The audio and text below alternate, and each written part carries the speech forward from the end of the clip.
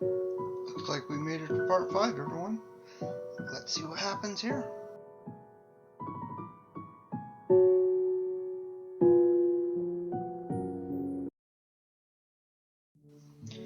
I feel very tired this morning, probably because yesterday itself was a very tiring day. On top of that, I woke up far earlier than necessary.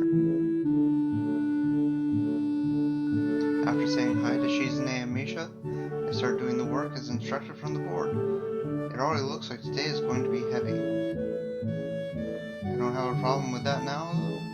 Shizune and Misha might jump on me and trying to get an answer about whether or not I've decided to join the student council, even if it's just one day. I wouldn't put it past them to try, and I don't have an answer for them if they do. So, this situation is very convenient for me. About 10 minutes into class, Hanako walks in and takes a seat, but no one looks at her. The teacher doesn't even comment on her lateness. He does, however, stop us to say that we're going to break into groups again. I turn my head and see that Shizune and Misha are looking at me. Shizune gives me a smile that's equal parts cute and menacing. A smile that says, "We have you now. There is no escape." I'm picturing that in Darth Vader's voice. Yeah. Chan, it looks like we're gonna be together again. Yay! Yay! Misha leans sideways while Shizune pushes her desk closer to mine. There really is no escape now, unless I were to jump through the window. Jumping out the window isn't the best option, sadly. Yeah, it is the 3rd floor. 2nd floor, it would be a good option. 1st floor, no problem whatsoever. 3rd floor, kind of pushing it. What's wrong, Hit-chan? Oh, Hit-chan, have you been thinking about what you said yesterday? You said that you would think about joining the student council, didn't you? It's okay, Hit-chan. We were talking about it after you left, and it would be rude to expect you to have an answer for us so early, right? Right.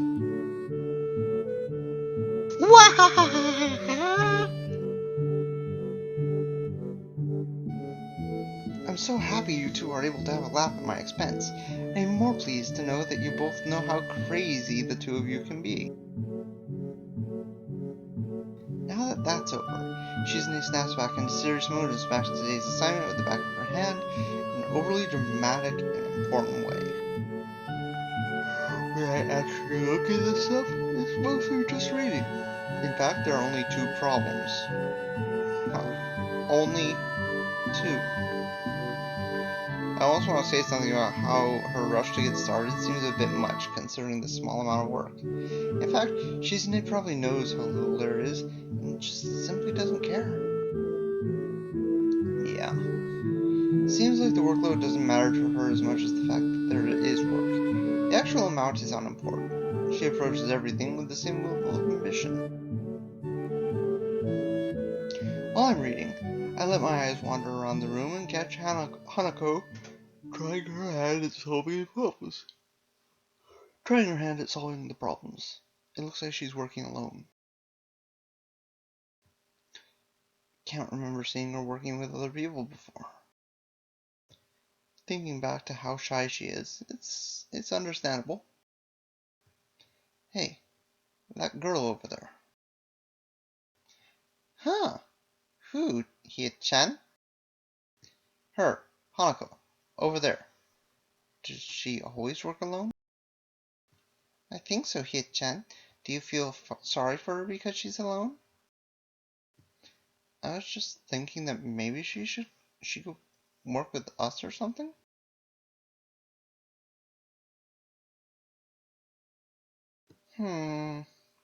No, I don't think that would be a good idea, Hie-chan. Why not? Shie-chan wouldn't get along with her. Why? Misha shuffles around the question, letting out a laugh that sounds very strange. It's nervous, but still has that lilting up and down quality present in everything she says. Just because, Hit-chan. By now, Shizune has noticed our conversation, and it makes me realize again how Misha has been citing everything she's been saying this whole time. What, Shichan? The friend of my enemy is my enemy? That sounds so harsh. I'm not gonna say that. You said it anyway. I know, Hichan. It's fine if you overhear. I wonder if this is Misha's way of keeping things fair, since without her, I wouldn't be able to understand a thing is saying, and vice versa. Is that also why she signs all the time? So there's never a conversation will be left out of? Anyway, we should start on the problems now, Hichan. We finished with time to spare. Well, there were only 2 questions, and I decided to ask if there are any alternatives to the cafeteria, as frankly, the food so far has been subpar. Since Shizune and Misha arguing amongst themselves about their favorite restaurants. All of them are downtown, so I don't think we have time to go all the way there. And what about the bill? Are they arguing just for the fun of it? Maybe.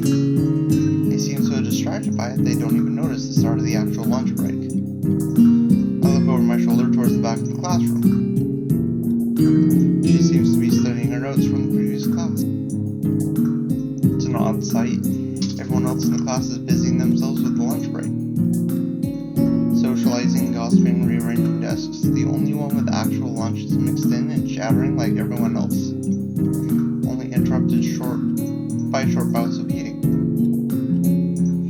When I watch Haruka, it feels like I'm the only one who can see her. Almost as if she was invisible, sort of hiding in plain sight. Is she being bullied? No, probably not. Is she isolating herself from the rest of the class of her own accord? Well, at least I hope not bullying. I see her look over her shoulder towards the classroom circle. Come to think of it, she hasn't turned a page since I started watching her. I guess she's waiting for someone? What to do?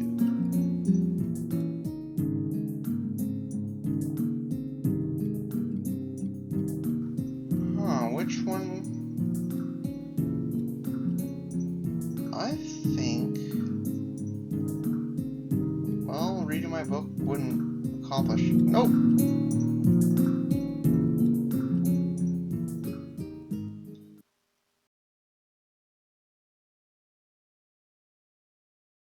Well, I guess fate decided for me. I was going to choose to go talk to her, but I guess I'm gonna do what I always do when I don't know what to do. Like now. Well, I guess I really didn't know what to do. I wasn't sure if I wanted to hang out with Shizune and Misha, or go with her, so I guess I chose the path of least resistance to read. I already started on one of the books I borrowed yesterday and took it with me to school to fill the empty moments between classes. I find the page that I creased in a corner to mark the spot I left yesterday night, and pick up from there. Misha and Shizune are arguing heatedly, probably about restaurants still. If I join them, I just get caught up in that, or worse, get grilled about joining the student council. Misha isn't speaking aloud since there is nobody who need to hear what they are talking about. But why does she tend to sign things even when Shizune doesn't need to understand what's being said, or even more strangely, when Shizune is not around at all? What an odd conflict of habits. I find it hard to focus on the book, and besides, the lunch break beckons me to leave the dullness of the classroom. I do so, heading down for the cafeteria. Misha and Shizune are having come to a conclusion of one kind or another, follow my wake, though still talking in their animated fashion. Just around the corner of the hallway, something hits me in the chest with the force of a runaway train. Ouch. Huh. Well, she's cute. Opening my eyes, I see a pair of saucer-like green eyes staring up at me, looking up at me.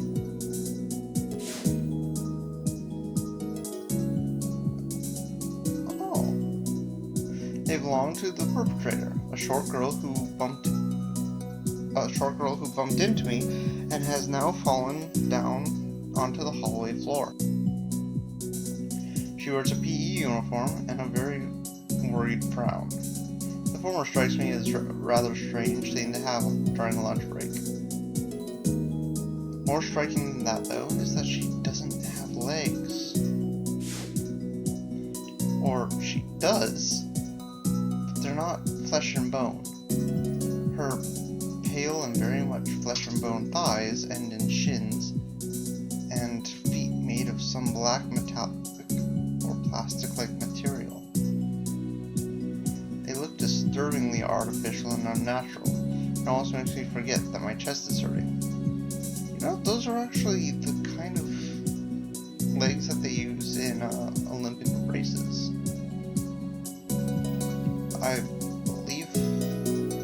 I think so, at least.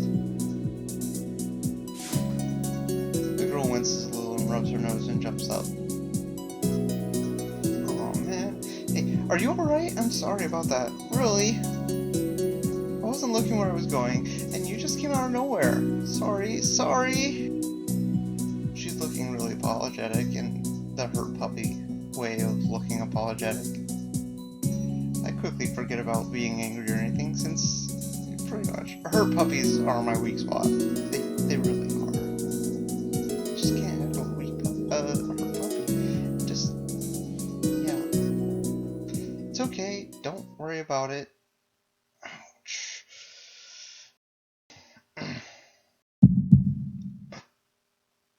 Oh no, not another one.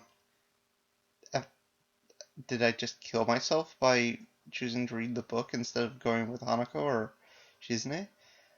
Well, I say that, but there's a stinging pain growing in my chest, and I know that this is about to be the biggest possible danger for my condition.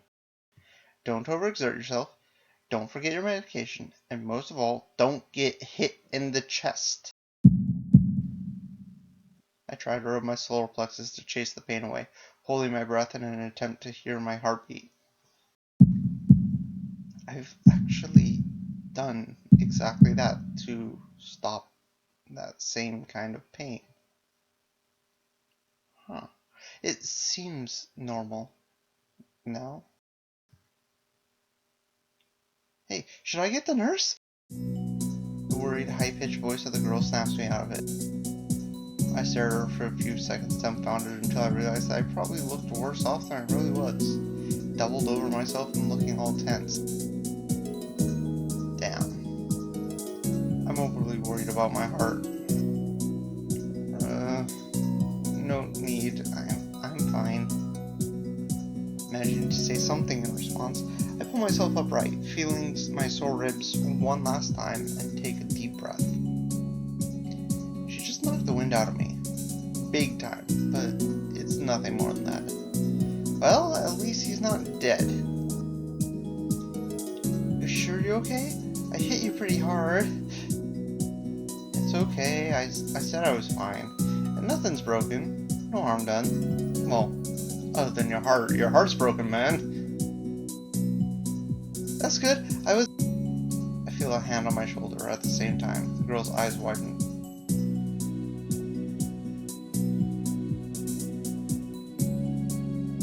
The girl's eyes widen in horror, and whatever she was saying gets interrupted by a very horrified eep.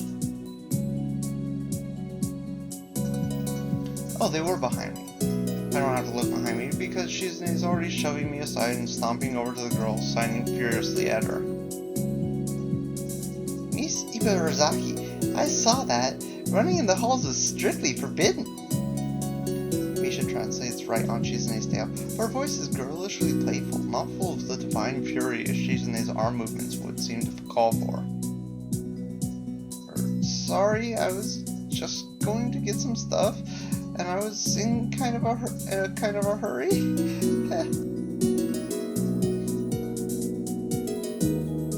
You've been told this 1,000 times before. Your reckless behavior endangers other students, and even worse, it's explicitly against the school regulations. The girl blushes and starts to fidget nervously, like a little child caught misbehaving. Aww. It's so cute, I find myself smiling. I know that. I was just... Make sure that this will not happen again. Although I'm sure telling you this is futile, the only causes me further headache when you choose to ignore the regulations. Got that, Emmy? The small girl sticks her tongue out in response.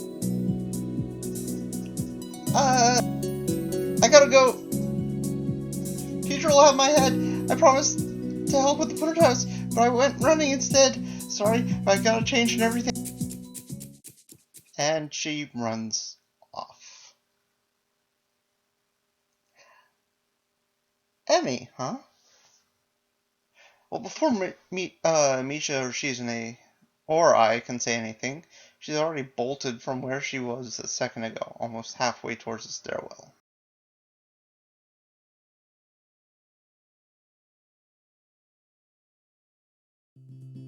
Shizune looks like she's about to go nuclear on the spot, so I smile at her in a vain attempt to calm her down.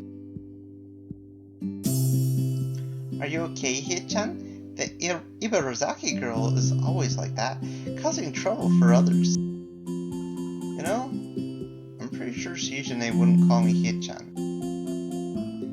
Never mind. Yeah, anyway, I'm okay. I just got the wind knocked out of me. That's great, Hit-chan. Well, I wouldn't call that great, but I let it slide this one time. We have to run now. There's an important student council meeting regarding the festival, and we finally decided where to eat. Too bad you can't join, but this lunch meeting is only for student council members. We can take you there some other time. Oh, but that'd be like a date, wouldn't it? Wahahaha! The girls leave her downstairs. I didn't manage to get that far from the third floor hallway before this commotion struck. Literally, I should get going as well.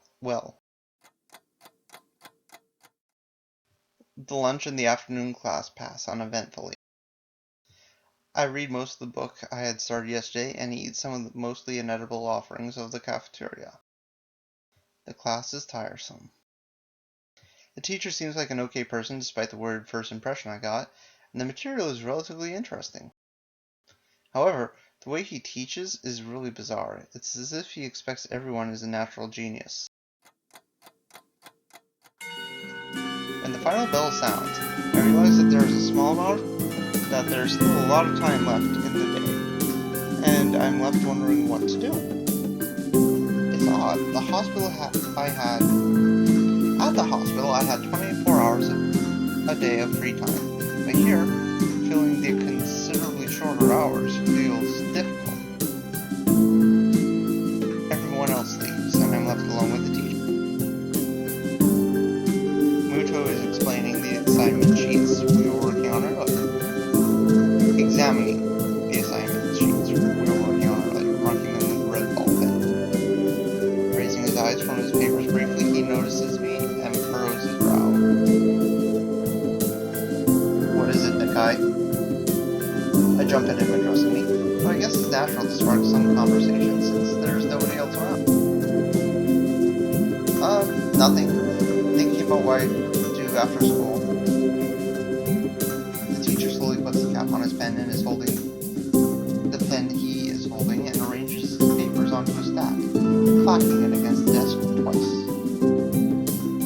He seems very methodical, and for a brief moment, I reminded of Shizune, but the teacher's more unhurried and relaxed, much more routine. And he has papers on his desk, so he has to shuffle them. It's what people with papers on their desks do with... You have no plans? No, I considered joining the club, but what kind of club would interest me.